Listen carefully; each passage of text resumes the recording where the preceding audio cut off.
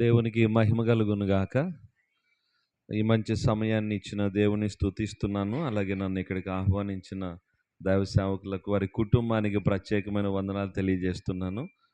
అలాగే మీ అందరికి కూడా వందనాలు చెప్పండి. వందనాలని. వందనాలు. పిలువబడిన వారు అనేకులు, ఏర్పరచబడిన వారు కొందరే అని ప్రభు చెప్పినట్లుగా సంఘంలో చాలామంది ఉంటారు, కానీ ఇలాంటి ప్రత్యేకమైన సమయాల్లో వచ్చిన వారే నిజంగా ఏర్పరచబడిన వారు. మీరు ఏర్పరచబడిన వారు, దేవుని మాటలు వినడానికి మీరు వచ్చారు. దేవుడు మిమ్మల్ని అందరినీ దర్శించి మీతో మాట్లాడునుగాక. ప్రస్తుతం మనం చివరి దినాల్లో ఉన్నామనే సంగతి మనం మర్చిపోకూడదు. ఈ చివరి దినాల్లో ఉన్న మనం మరింత జాగ్రత్త పడుతూ దేవుని రాకడ కొరకు మనం సిద్ధపడదాం. యేసు ప్రభు ఒక ప్రాంతంలో పరిచర్య ముగించుకున్న తర్వాత శిష్యులతో చెప్పాడు, మీరంతా బయలుదేరి అవతల దరికి వెళ్ళండి, సముద్రం అవతల దరికి వెళ్ళండి అని శిష్యులకు చెప్పాడు. శిష్యులు యేసు ప్రభువుని రమ్మని అడిగితే మీరు పదండి అని బలవంత పెట్టి ప్రభు వారిని పంపించి, ప్రభు అక్కడ కొంత సమయం ఏకాంతంగా ప్రార్థన చేసుకున్నారు. శిష్యులు దోణి ఎక్కి వెళ్ళిపోయారు, పడవెక్కి వెళ్ళిపోయారు. అలా వెళ్ళిపోతున్నప్పుడు ఆ సముద్రంలో ఆ రాత్రి వేళ తుఫాను వచ్చింది. వారు ఇక ముందుకు వెళ్తాం, ఒడ్డుకి వెళ్తాం అన్న సంగతి వారికి ఇక అర్థం కాల. అయిపోయాం, ఈ రోజుతో మన జీవితం ముగిసింది అనుకున్నారు. అయితే ఆశ్చర్యకరంగా ఆ రాత్రి చీకటిలో ప్రభు నీళ్ల మీద నడుచుకుంటూ వారి దగ్గరికి వచ్చాడు. వారు దేవుని కృప వల్ల యేసు ప్రభు రాకతో అపాయాన్ని తప్పించుకొని ఒడ్డుకు చేరారు. ఈ సంగతి మనందరికీ బాగా తెలుసు. ఈరోజు ఈ సందర్భంలో నుంచి ఒక 3 లేదా 4 సంగతులు పరిశుద్ధాత్మ ప్రేరణతో మీ జ్ఞాపకానికి తీసుకొని వస్తాను. రండి, మీ బైబిల్ తెరిచి మత్తయి సువార్త 14వ అధ్యాయం. మత్తయి సువార్త 14వ అధ్యాయం.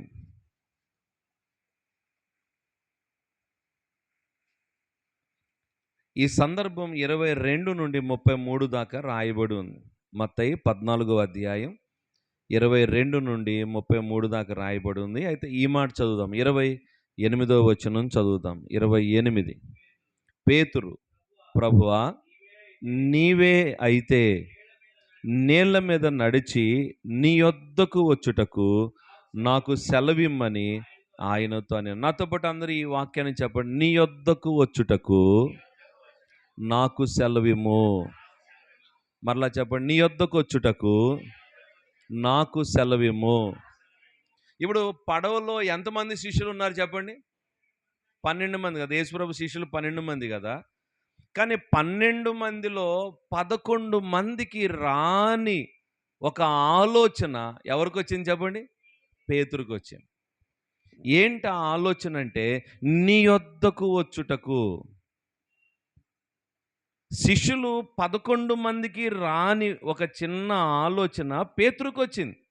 అదేంటంటే, ప్రభువా నీ యొద్దకు రావాలని ఉంది, నీతో ఉండాలని ఉంది. ఒక మాటలో చెప్పాలంటే ఆశ. ఎక్కడికి వెళ్ళాలన్న ఆశ పేతురుది? యేసయ్య దగ్గర. నీ యొద్దకు రావాలి అనే ఆశ. జాగ్రత్తగా గమనిస్తే 11 మందిలో ఎందుకు పుట్టలేదు ఈ ఆశ? పేతురు ఒక్కడే ఈ మాట అంటున్నాడు, ప్రభువా నీవే అయితే చెప్పండి ఇప్పుడు, నీ యొద్దకు వచ్చుటకు. పేతురులో పుట్టిన ఆశ చెప్పండి ఇప్పుడు, ఆయన యొద్దకు వెళ్ళాలి. ఆయన ఎక్కడ ఉన్నాడో అక్కడ ఉండాలి అనేది పేతురు ఆశ. నువ్వు ఎక్కడుంటావో నేను కూడా అక్కడే ఉండాలి. మనం కూడా పాడుతుంటాం కదా చాలాసార్లు, ఆశయ్యా చిన్న ఓ యేసయ్యా నీవే తీర్చాలయ్యా ఆశయ్యా.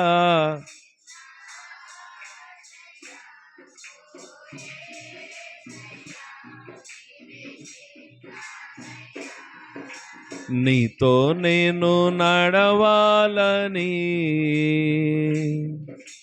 నీతో కలిసి ఉండాలని ఆశయాందం. ఆశయ చిన్న ఆశయ ఓ యేసయ్య నీవే తీర్చాలయ్యా. ఆశయ చిన్న ఓ యేసయ్య నీవే తీర్చ. రైట్. ఇప్పుడు పేతురు ఆశ ఏంటి చెప్పండి? నీ యొద్ద ఉండాలి. నేను ఎక్కడ ఉండాలి? నీ యొద్ద ఉండాలి అని అంటున్నాడు. నీ యొద్దకు వచ్చుటకు నీవు నాకు సెలవివ్వు. ఈరోజు ఇక్కడ కూర్చున్న మిమ్మల్ని అడుగుతున్నాను సేవకుని, మీ ఆశ ఏంటి? ఎవరి దగ్గర ఉండాలని మీ ఆశ? కొద్దిమందికి కొన్ని ఆశలు ఉంటాయి. బైబిల్లో కూడా కొద్దిమంది ఆశలు రాయబడ్డాయి. నిజ జీవితంలో కూడా మనుషులుగా మనకు కూడా ఏముంటాయి చెప్పండి? కొన్ని ఆశలు ఉంటాయి. ఆశ లేనివాడు అసలు మనిషే కాదు. ఆశలు ఉంటాయి. అయితే పేతురు ఆశ ఏంటంటే యేసయ్య దగ్గర ఉండాలి. నీ యొద్దకు నేను రావాలి, యేసును చేరుకోవాలి, యేసును చూడాలి, యేసుతో ఉండాలి, యేసయ్య దగ్గరే గడపాలి తన సమయం. ఇది పేతురులో ఉన్నటువంటి ఆశ. బైబిల్ గ్రంథంలో మనం గమనిస్తే ఇజ్రాయేళ్లకు ఒక ఆశ పుట్టిందట అరణ్యంలో. ఎవరికి? ఇజ్రాయేలుకు ఒక ఆశ పుట్టింది అరణ్యంలో. ఏంటంటే మాంసం తినాలనే ఆశ అంట. ఏ ఆశ చెప్పాలి? ఆకలైనప్పుడు ఆహారం తినాలి అనుకోవడం ఆశ కాదు, అది అవసరం. ఆహారం ఉన్నా కూడా నాకు ఇది వద్దు, నాకు మాంసమే కావాలి అనడం ఏంటి చెప్పండి? దాన్ని ఆశ అంటారు. చెప్పింది అర్థమైందా? ఆకలైనప్పుడు నాకు అన్నం కావాలి అనడం ఆశ కాదు, అదేంటిది? అవసరం, తీర్చుకోవడం అంతే. కానీ అన్నం మన ముందు ఉన్నా కూడా నాకు ఈ అన్నం వద్దు, చెప్పండి, నాకు మాంసం కావాలి అనే ఆశ. ఎవరి ఆశ ఇది? ఇజ్రాయేల్. ఇప్పుడు చెప్పండి, పేతురు ధోనిలో ఉండొచ్చు, కానీ పేతురు ఆశ చెప్పండి, నీ యొద్ద ఉండాలి యేసయ్య, నీతో ఉండాలి, నేను నీ యొద్దకు రావాలి. ఇక్కడ 11 మందికి పుట్టింది, పేతురులో పుట్టింది. ఈరోజు మిమ్మల్ని అందరిని అడుగుతున్నాను, మందిరములో ఉండాలన్న ఆశ నీకుందా? పలకరైంది ఎవరో? అసలు మీరు ఉన్నారా పోయారా? ఉన్నారుగా. మీకు ఎక్కడుండాలని ఆశ ఉంది? నిజం చెప్పాలి, నిజంగా యేసయ్య దగ్గరికి వెళ్ళాలని ఆశ ఉందా? పేతురు ఏమంటున్నాడు? నీ యొద్దకు వచ్చుటకు. అంటే పేతురు మనసు నిండా ఏమి నిండి ఉందంటే, నేను ఇక్కడ కాదు, ధోనిలో కంఫర్ట్గానే ఉంది అక్కడ ధోనిలో, కానీ ఎక్కడికి వెళ్ళాలి? యేసయ్య దగ్గరికి వెళ్ళాలి, నీ యొద్దకు రావాలి, యేసుతో ఉండాలి. కొద్దిమందికి డబ్బు కావాలన్న ఆశ ఉంటుంది. ఏ ఆశ? డబ్బు కావాలన్న ఆశ. కొద్దిమందికి ఇల్లు కట్టాలన్న ఆశ ఉంటుంది. కొద్దిమందికి పెళ్లి చేసుకోవాలన్న ఆశ ఉంటుంది. లోకంలో రకరకాల ఆశలతో మనుషులు బ్రతుకుతుండగా నీ ఆశ దేవుని యొద్దకు చేరడమై ఉండునుగాక. దేవుని యొద్దకు చేరాలన్న ఆశ మనలో పుట్టాలంటే ముందు మనం ఒకటి గ్రహించాలి. అదేంటంటే దేవునికి మనం దూరంగా ఉన్నామని గ్రహించాలి. ఎంతమందికి అర్థమైంది నేను చెప్పింది? నీ యొద్దకు రావాలి అంటున్నాము అంటే చెప్పండి, వినపడలేదు. దూరంగా ఉన్నామని గ్రహిస్తేనేగా చెప్పేదన్నమాట. పలకరేంటమ్మా? అవునా కదా? పేతురు అది గ్రహించాడు గనుక యేసయ్య దగ్గరికి వెళ్ళాలని ఆశ కలిగి ఉన్నాడు. మనలో కూడా ఇటువంటి ఆశ పుట్టునుగాక. నీ ఆశ యేసయ్యే అయి ఉండునుగాక. నీ కోరిక యేసయ్య అయి ఉండునుగాక. రోజు నువ్వు ఇదే కోరిక, యేసయ్య నీ యొద్దకు చేరాలి, నీ యొద్దకు చేరాలి, నీతో ఉండాలి, నీతో నడవాలి, నీతోనే జీవించాలి, నీ యొద్దకు నేను చేరునట్లుగా నాకు సెలవివ్వు అని నీవు అడుగుదువుగాక. రెండో మాట, ఇప్పుడు యేసయ్య దగ్గరికి చేరాలి అంటే పేతురు ఎలా వెళ్ళాలి? చెప్పండి. ఒకళ్ళేమో నీళ్ళ మీద అన్నారు, ఒకళ్ళేమో దోణి మీద అన్నారు, ఇంకొకళ్ళేమో నడిచన్నారు. చెప్పండి, ఇప్పుడు చెప్పండి. వీళ్ళంతా దోణిలో ఉన్నారు, యేసయ్య ఎక్కడున్నాడు? నీళ్ళ మీద నడుచుకుంటూ వచ్చి అల్లంత దూరంలో ఉన్నాడు. ఇప్పుడు పేతురు యేసయ్య దగ్గరికి చేరాలి అంటే చెప్పండి, నీళ్ళ మీదనే నడవాలి. నీళ్ళ మీద నడుచుకుంటూనే వెళ్ళాలి ప్రభు దగ్గరికి. ఈ సముద్రము లోకానికి గురుతుగా ఉంది. చెప్పండి చెప్పండి, దేనికి గుర్తు ఈ సముద్రం? నాకు ఇప్పుడు సమాధానం చెప్పండి. లోకంలో నడవాలా, లోకం మీద నడుచుకుంటూ వెళ్ళాలా యేసే దగ్గరికి? మనమందరము యేసయ్యను చేరాలి అంటే మనము నీళ్ళ మీద నడుచుకుంటూ వెళ్ళాలి. ఈ లోకం మీద నడవాలి మనం. ఎక్కడ? లోకం మీద. లోకం లోకం మన మీద ఉండకూడదు. లోకం ఎక్కడ ఉండాలి? మన క్రింద ఉండాలి. అర్థమవుతుందా చెప్పేది? ఎంతమందికి అర్థమైంది? ఇప్పుడు మిమ్మల్ని తేలిక అడుగుతాను, చెప్పండి. పడవ నీళ్ళ మీద ఉండాలా, నీళ్లు పడవ మీద ఉండాలా? నిజమేనా? నిజమేనా? నీళ్లు పడవలోకి వస్తే ఏమైంది? మునిగిపోకుండా ఉండాలంటే పడవ ఎక్కడ ఉండాలి?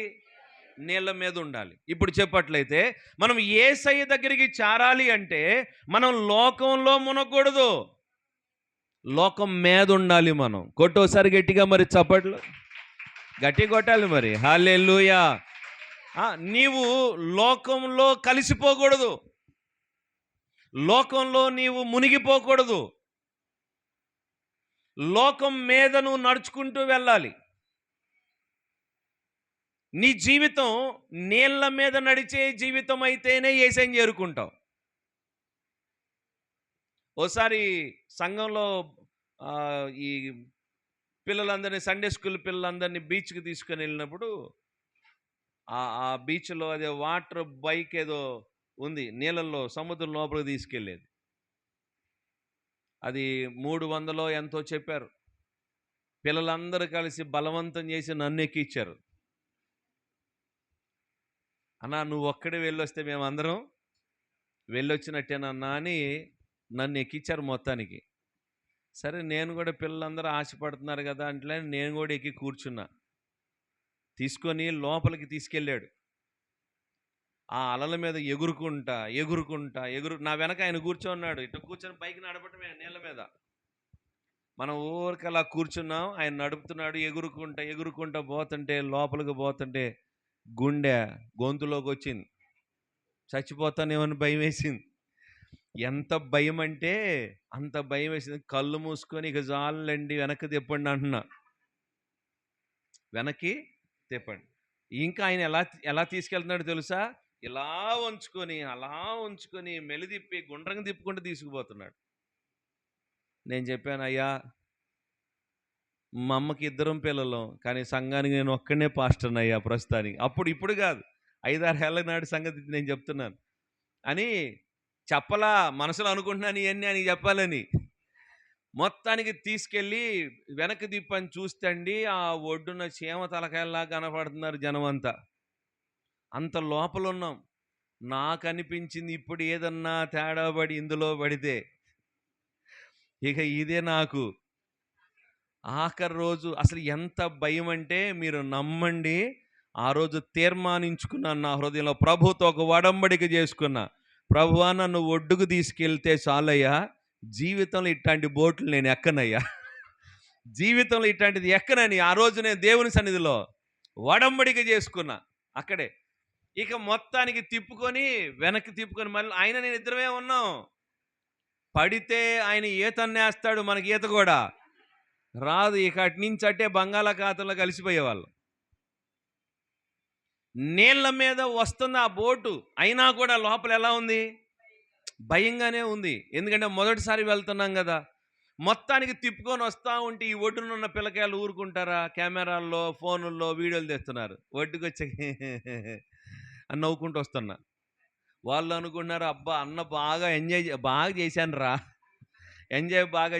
ఎందుకంటే నీళ్ళ మీద పోతున్న అంత భయం పుడుతుందంటే నీళ్ళు లోపలికి వస్తే చెప్పాలి, మామూలు విషయం కాదు కదా. యేసును చేరాలన్న ఆశ నీలో ఉంటే గనక యేసయ్య దగ్గరికి ఎలా నడవాలి చెప్పు? నీళ్ళ మీద నడవాలి. ఈ లోకమనే సముద్రము మీద మనం నడుచుకుంటూ వెళ్ళాలి. ఇవన్నీ, ఈ లోకము, లోక సంబంధమైనవన్నీ మన కాళ్ళ క్రిందనే ఉండునుగాక. గట్టిగా చెప్పాలి. అవి మన నెత్తి మీద పెట్టుకోకూడదు. గెహజీ పోయి నెత్తి మీద పెట్టుకొని వచ్చాడు. ఏంటివి? బంగారము, దుస్తులు, బట్టలు, బైబిల్లో రాస్తుంది. నెత్తి మీద పెట్టుకొని వచ్చాడు గెహజీ పోయి. ఎలీషా వద్దన్నాడు. ఈయన కూడా ఏమనాలి? దైవజనుడు వద్దన్నాడు అని అనుకోవాలి కదా. వెళ్ళిపోయి తెచ్చుకొని నెత్తి మీద పెట్టుకొని తెచ్చుకున్నాడండి. ఏం జరిగింది గెహజీకి చివరికి? అందుకనే మనం కొన్నిసార్లు అన్ని జనులకు సంబంధించినవి ముట్టుకోకూడదు కూడా. ఎందుకు ముట్టుకోకూడదు? గెహజీ వెండి బంగారాలు తెచ్చుకున్నాడు అనుకున్నాం మనం. అవి ఏ విగ్రహాలకు అర్పించినయో, ఏ విగ్రహం వాళ్ళ ముందు పెట్టినయో మనకు తెలియదు కదా. అవి తెచ్చుకున్న గెహజీ నయమాను పోగొట్టుకున్న కుష్ఠరోగాన్ని కూడా తెచ్చుకున్నాడు. ఒక ఆవిడికి దయ్యం పట్టిందంట. ఆవిడ అక్కడికి ఇక్కడికి అన్ని చోట్ల తిరిగింది. తిరిగి ఆడికి పోయిన ఏదిగా దర్గాలు అన్నీ తిరిగింది. మాంత్రికుల దగ్గరికి పోయింది. ఆఖరికి మందిరాన్ని పట్టుకొచ్చారు. ఇక చివరికి మిగిలేది దేవుని సన్నిధే కదా వాళ్ళకి ఆఖరి ఛాన్స్. పట్టుకొచ్చారు.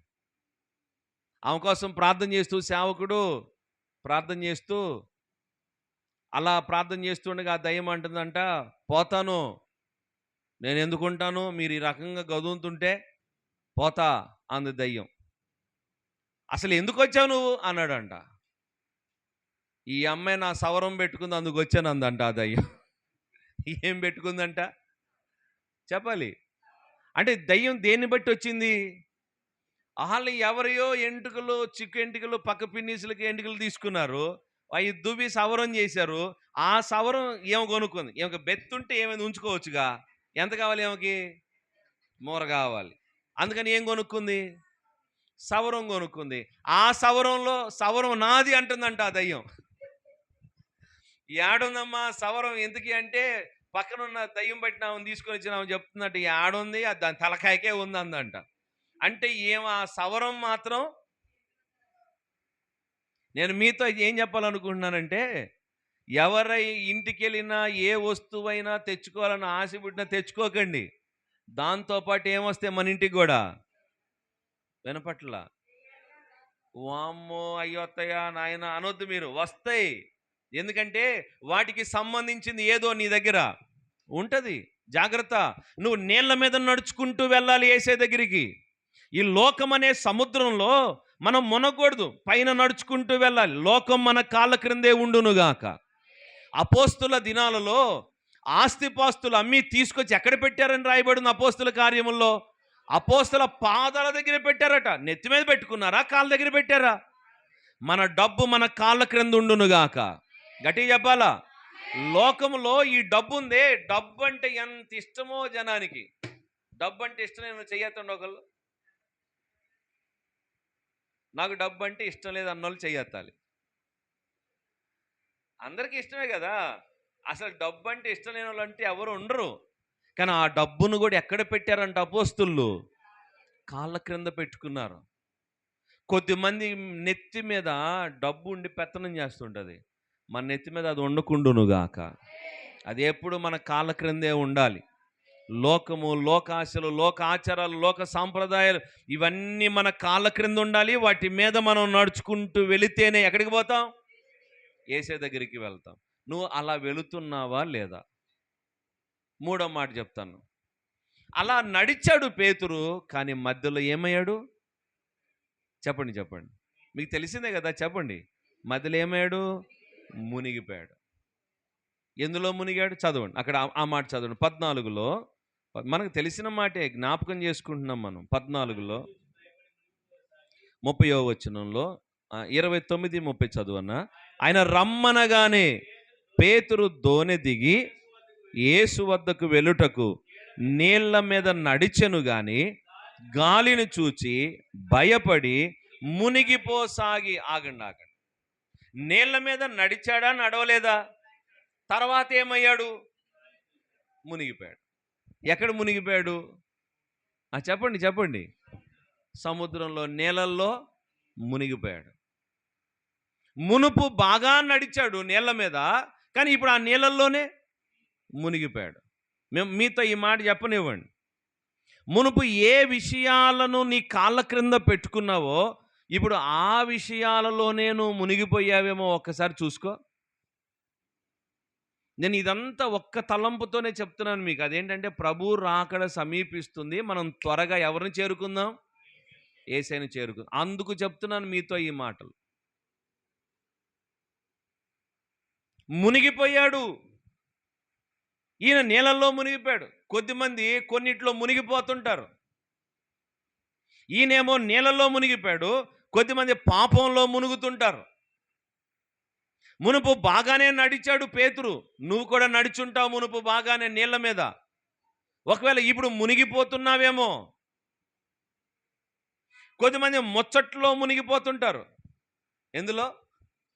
ముచ్చట్లు. ఇక ఇంట్లో పొయ్యి మీద పాలు ఉన్నాయా, అన్నం ఉంది, ఇక వాళ్ళకి అన్ని అనవసరం. ఎందుకని?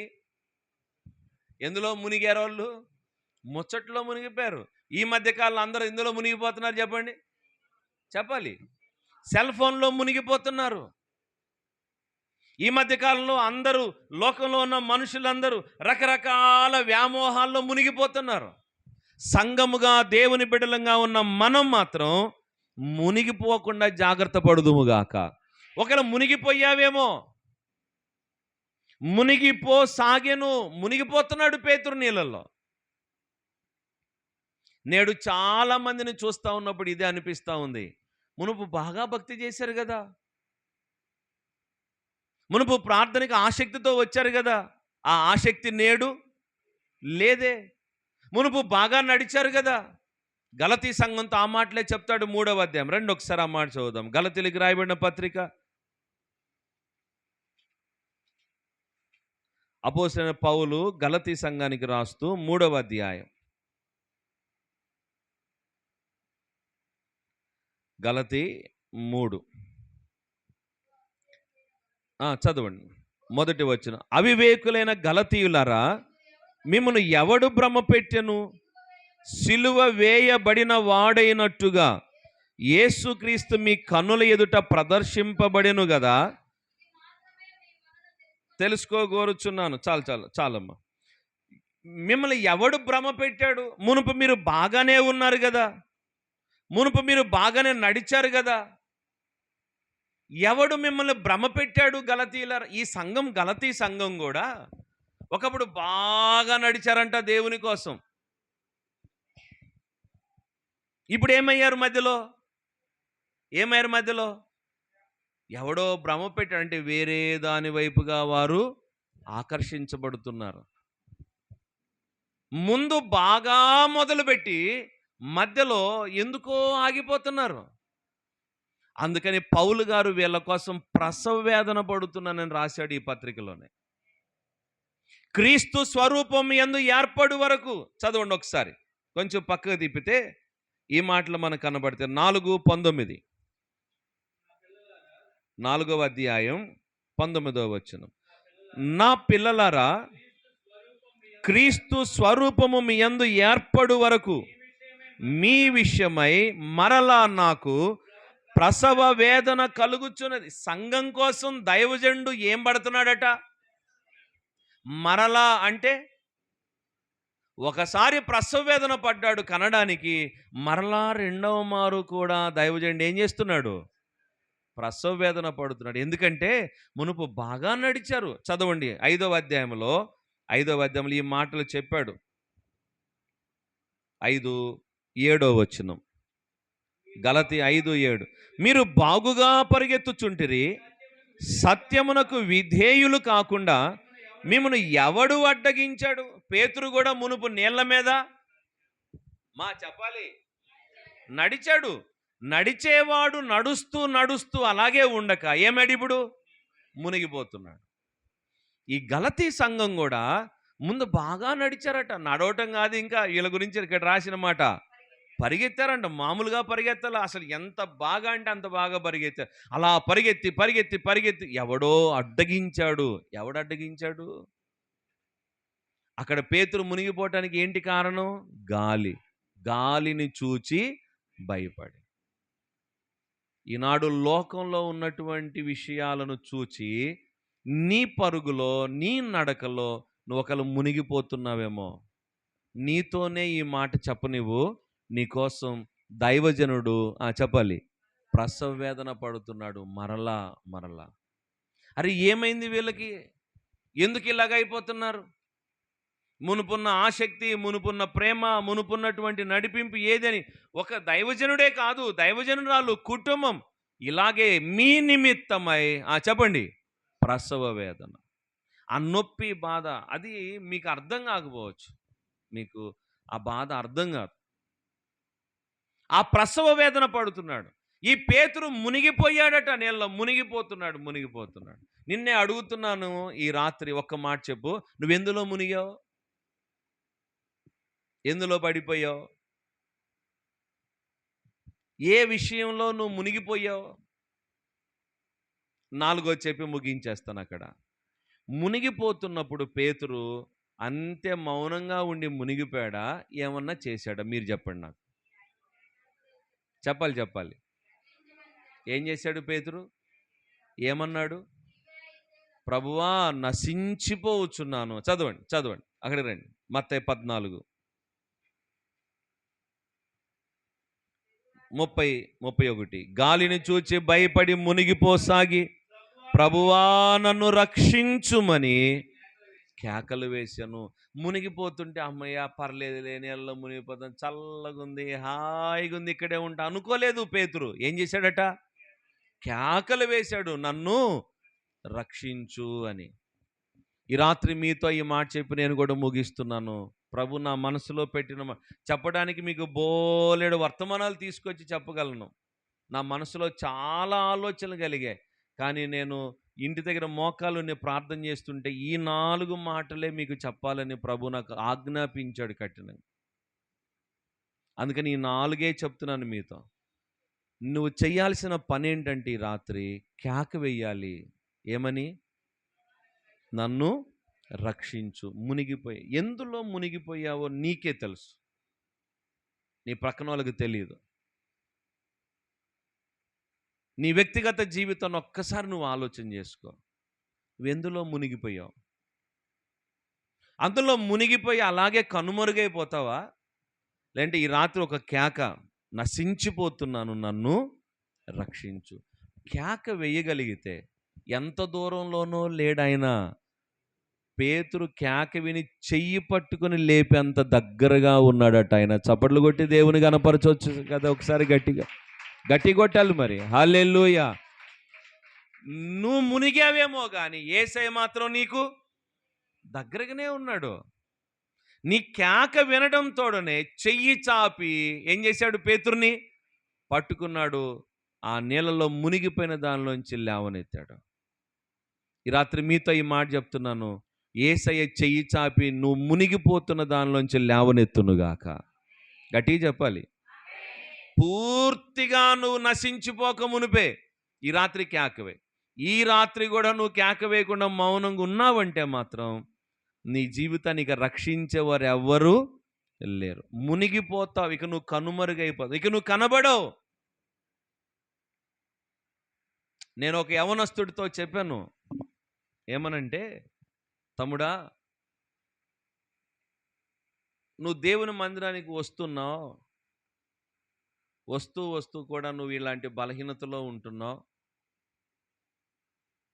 ఇప్పుడు నడుస్తూ నీళ్ళ మీద నడుస్తూ సడన్గా మునిగిపోవటం అనేది అది ప్రమాదరీత్యా కానీ, అనుకోకుండా కానీ, నిర్లక్ష్యం వల్ల కానీ పడటం అనేది జరగవచ్చు. ఇప్పుడు పేతురు గాలిని చూచాడు, మనం పేతురుని నిందించాల్సిన పని లేదు. ఎందుకంటే పేతురు గారి కంటే అనేక సార్లు మనం ఏమయ్యాం? పడిపోయాం. మనం అనేక సార్లు మునిగిపోయాం. పేతురు గారిని మనం ఏం తప్పు పట్టాల్సిన పనిలా, మునిగిన వారిని అందరినీ మనం తప్పు పట్టాల్సిన పనిలా. కానీ మునిగిన వాడు ఏం చేయకపోతే తప్పు? కేక వేయకపోతే తప్పు యేసయ్యను. మన జీవితంలో పొరపాటు జరగదని నేను చెప్పడంలా. ఈ యాత్రలో, ఈ నడకలో తెలుసో తెలియకో ఒక్కోసారి మన కాలు పొయ్యి ఎక్కడ పడుతుంది? నీళ్ళలో పడుతుంది, గుంటలో పడుతుంది, గొయ్యిలో పడుతుంది. మనం ఎవ్వరం పైనుంచి ఊడొచ్చిన వాళ్ళం ఏమి చెప్పండి. కాదు. కొన్నిసార్లు మనం జారుతాం, పడతాం. మరి ముఖ్య ఇప్పుడు వర్షాకాలం వచ్చిందిగా, చాలాసార్లు ఏం వింటుంటాం మనం? వానలో జారి పడ్డాను, బండ మీద నీళ్ళు చూసుకోలేదు, ఆ బండలు జారుతున్నాయి, బురద జారింది, జారి పడతారు. ఆత్మీయ యాత్రలో కూడా పడటం అనేది జరుగుతుంటుంది. అందుకు నీ మీద నేరం మోపడంలా. పడిన నువ్వేం చేయాలి? కేకలు వేయాలి, నన్ను లేవనెత్తయ్యా, నన్ను రక్షించయ్యా. అది వెయ్యకపోవటం తప్పు. ఓ తమ్ముడితో చెప్పాను నేను, అన్న నువ్వు మందిరానికి వస్తున్నావు, కానీ నువ్వు ఈ బలహీనతలో పడ్డావు. పడ్డందుకు నేను నిన్నేమనడంలా, అందులో నుంచి లేవనెత్తమని నువ్వు ప్రభువుని అడుగు, పశ్చాత్తాపడు, ప్రభు పాదాలు పట్టుకో, కేకవేయి, దేవుని సన్నిధిలో నీవు కన్నీరు గార్చు, ప్రార్థించు అని చెప్పాను. ఆ తమ్ముడు నా ముందు సరే అని తలకాయ ఊపాడు. తర్వాత అదే బలహీనతలో కొనసాగుతూనే ఉన్నాడు. రెండో మారు మరలా చెప్పాను, తమ్ముడా నువ్వు పడ్డందుకు నేను నిన్నేమనడంలా, చెయ్యి చాపి నేను లేపగలిగిన రక్షకునికి నీవు మొర్రపెట్టట్లేదు. మొర్రపెడితే ఏం చేస్తాడు ఆయన? చెప్పాలి. చెయ్యి పట్టుకొని పైకి లేపుతాడు. నువ్వు మునిగిపోనక్కర్లేదు, రెండోసారి నీతో చెప్తున్నాను అన్నాను, అంతే. మరలా తలకాయ ఊపాడు, కానీ ఆ బలహీనతలో కొనసాగుతున్నాడు. మీతో ఈ మాట చెప్పనివ్వండి మనస్ఫూర్తిగా, ఆ తమ్ముడు కనుమరుగైపోయాడు. ఎందుకు చెప్పండి? ఎందుకు? మునిగిపోతున్నాడని తనకు తెలుసు. సేవకుడు హెచ్చరించినా కూడా తను ఏం చేయడం లేదు చెప్పండి? కేక వేయడంలా దేవుణ్ణి, ప్రభువా నన్ను రక్షించు అని కేక వేయడంలా. కేక వెయ్యకపోవటం వలన మునిగిపోయి ఏమైపోయాడు? అడుక్కెళ్ళిపోయాడు. లేడు, కనుమరుగైపోయాడు, కనబడటం లేదు.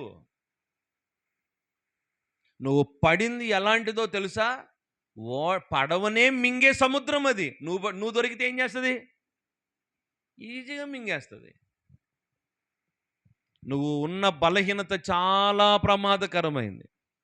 నువ్వు ఎందులో పడ్డావో, ఎందులో మునిగావో, మునిగిపోతున్నావో అందులోనే ఉంటే చాలా ప్రమాదం. నువ్వు మరలా కనబడవు.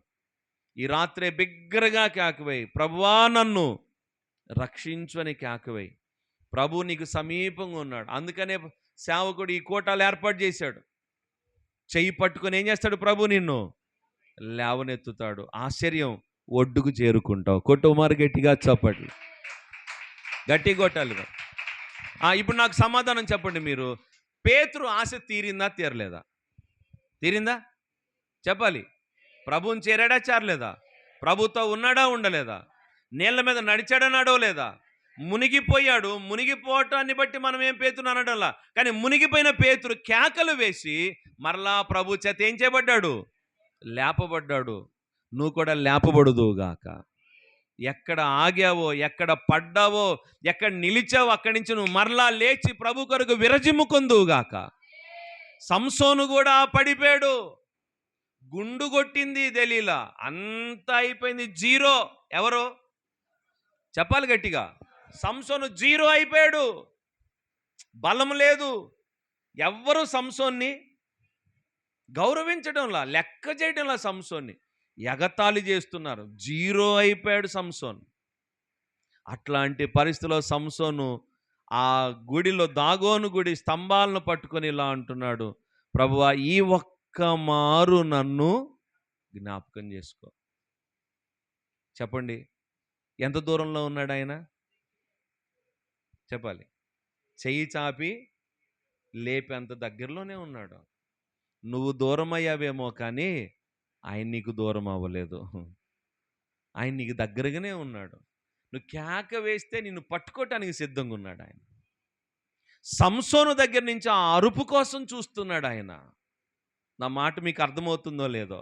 సంసోను దగ్గర నుండి ఆ కేక కోసం చూస్తున్నాడు ఆయన. ఎప్పుడైతే సంసోను ఆ కేక వేశాడో, అంతకు మునుపు కేక వేల, గుండు కొట్టారు, తీసుకెళ్ళి లోపల పడేశారు, గానుగు తిప్పుతున్నారు, అయినా ఏ పూట కూడా కేక వేల. ఇప్పుడు కేక వేస్తున్నాడు సంసోను, ఈ ఒక్క మారు నన్ను జ్ఞాపకం చేసుకో. ఆ ఒక్క మారు అన్న మాట ఆయన విన్నాడు. సంసోను జ్ఞాపకం చేసుకొని, తను బలహీనుడు, జీరో అయి ఉన్నాడు కదా, జీరోని ఏం చేశాడు ఆయన? చెప్పాలి చెప్పాలి చెప్పాలి ఏదో చెప్తున్నారు మీరు, చెప్పండి. హీరోగా మార్చాడు. 2 స్తంభాలని నెడితే తను బ్రతికున్నంత కాలంలో చంపిన ఫిలిస్తీన్ల లెక్క కంటే కూడా ఎక్కువ మంది శత్రువులను చంపాడు. నువ్వు అలాంటి స్థితిలో ఉండటం నువ్వు ఇష్టపడొద్దు, దేవుడు కూడా ఇష్టపడటం లేదు. అలాంటి స్థితిలోనే ఉన్నాడు సౌలు రాజు. ఎవరు? తనకు అర్థమవుతుంది తన బలహీనత, తను ఏం చేస్తున్నాడో తెలుసు. అప్పుడప్పుడు అంటాడు నాయనా దావీదా, నువ్వా నేనా నిన్ను చంపాలనుకుందా అంటాడు. మళ్ళా 2 అడుగులు వేసి అటు పోగానే, రే వాడిని భూమి మీద లేకుండా చెయ్యండ్రా అంటాడు సౌలు. తనకు తెలుసు తన బలహీనత, కానీ ఆ బలహీనతలో నుంచి రక్షించమని సౌలు ఒక్కసారి కూడా దేవునికి కేకవేయలేదు. ఈ మాటలు చిన్నవిగా తీసుకోకు. సౌలు ఒక్కసారి కూడా కేకవేయలేదు. దురాత్మ సౌల్లోనికి వచ్చి వెరపిస్తూ ఉంటే బాధపడుతున్నాడే తప్ప, అయ్యా నాలో ఈ దురాత్మ వద్దయ్యా, నాలో నీ ఆత్మ నుంచయ్యని ఒక్క మారని అడిగాడండి సౌలు? లేదు. అందుకనే దేవుడు కృపను దూరం చేశాడట సౌలుకి. నువ్వు ఏ బలహీనతల్లో మునిగావో, పడుతున్నావో, నిర్లక్ష్యంలో, ప్రేమ లేనితనంలో, ఆసక్తి లేనితనంలో, దేవుణ్ణి చేరాలన్న ఆశ లేనితనంలో ఒకవేళ నువ్వు మునిగిపోయావేమో, నిరుత్సాహంలో ఉన్నావేమో, కేకవే, ప్రభు చేయి చాపి నిన్ను పట్టుకొనుగాక ఈ రాత్రే. కళ్ళు మూసుకొని అందరూ ప్రార్థన చేసుకుందాం. అందరు కళ్ళు మూసుకోండి, ప్రార్థన చేసుకుందాం.